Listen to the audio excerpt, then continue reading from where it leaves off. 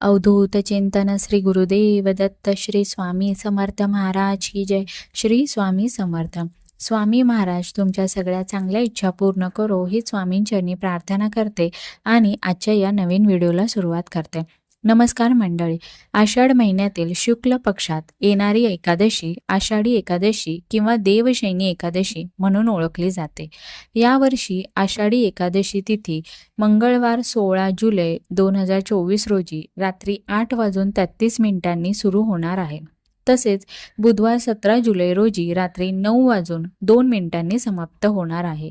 पंचांगानुसार प्रत्येक महिन्यात 2 एकादशी येतात. यातील एक शुक्ल तर दुसरी कृष्ण पक्षात येते. अशा प्रकारे वर्षभरात 24 एकादशी येतात. एकादशी श्री विष्णूला समर्पित आहे. यामुळे महाराष्ट्रात एकादशीचे वेगळे महत्त्व आहे.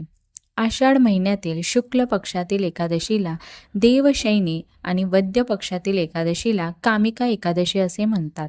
वर्षभरातील 24 एकादशींमध्ये या एकादशीला अनन्यसाधारण महत्त्व आहे. मान्यतेनुसार आषाढी एकादशीपासून भगवान विष्णू 4 महिने क्षीरसागरात निद्रा अवस्थेमध्ये जातात. यामुळे या काळात कोणतेही शुभ कार्य होत नाहीत. 4 महिन्यानंतर येणाऱ्या प्रबोधिनी एकादशीला श्रीहरी विष्णू निद्रे अवस्थेतून बाहेर येतात. त्यानंतर मंगल कार्याला सुरुवात होते. आषाढी एकादशी व्रतात सर्व देवतांचे तेज एकवटलेले असते अशी मान्यता आहे. या एकादशीला देवशयनी एकादशी म्हणण्यामागचे कारण म्हणजे मनुष्याचे 1 वर्ष हे देवांचे 1 अहोरात्र असते.